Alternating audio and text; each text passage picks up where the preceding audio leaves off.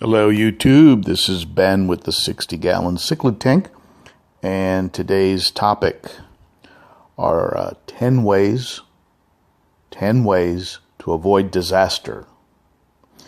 Some of these I've picked up from other YouTubers. Some of them I'm sharing with you from personal experience, and hopefully you'll find the content in this video both interesting and useful.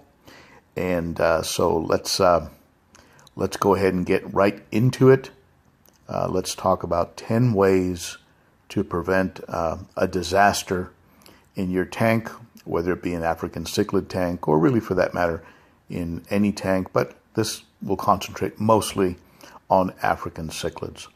So first and foremost is understock. Understock is a good way to have a fish singled out and destroyed, and this is why you see so many tanks in the African cichlid community with more fish than you would normally see, let's say, in a community tank. But we make up for that by doing point number 2, which is we overfilter. And one way to avoid a disaster would be to overfilter your tank.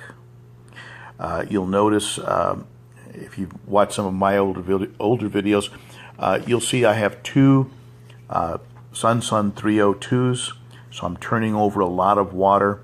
The rule of thumb, of course, is anywhere from 5 to 10 times the number of gallons should be turned over every hour, so your gallons per hour should be around at that rate, keeping in mind that once you stuff media into those canisters, they are going to be slower.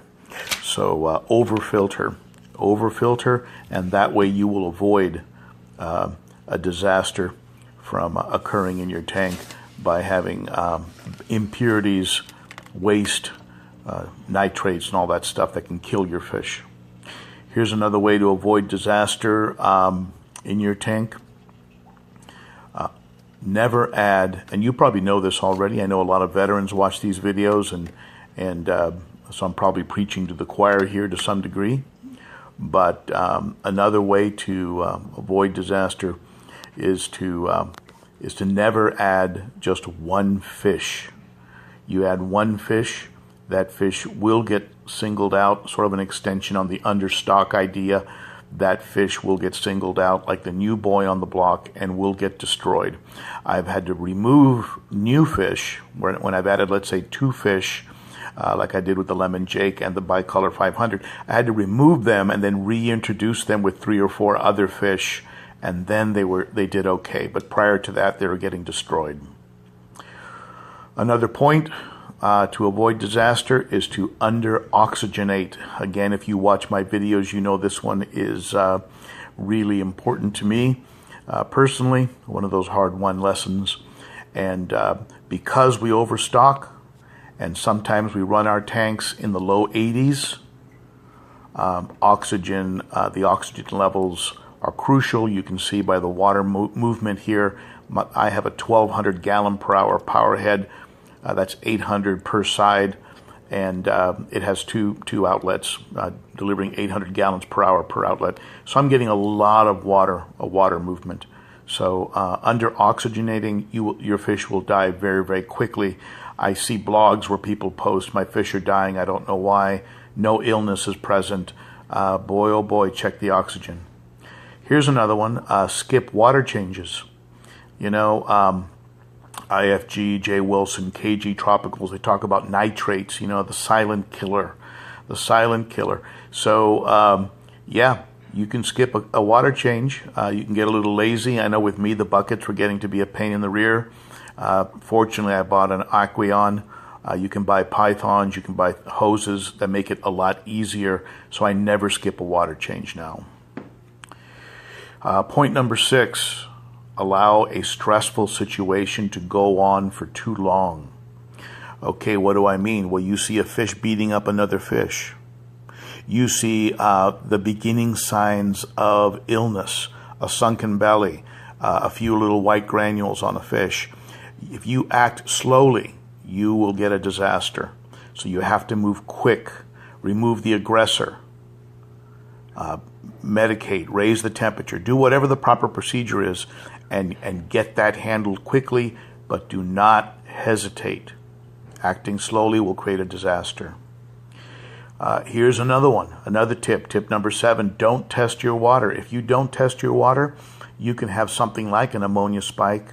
Your nitrites can start to go up because your biological media has become clogged and isn't functioning the way it should. Your nitrates can spike. Okay, so don't get lazy on those tests. Test your water. Okay, that's a way to avoid a disaster. Makes sense, doesn't it? Here's another one. Not have backup or redundancies for things like heaters, oxygen, filtration.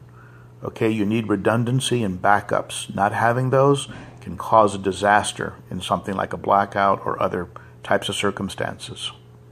Here's another one. Poor or no research.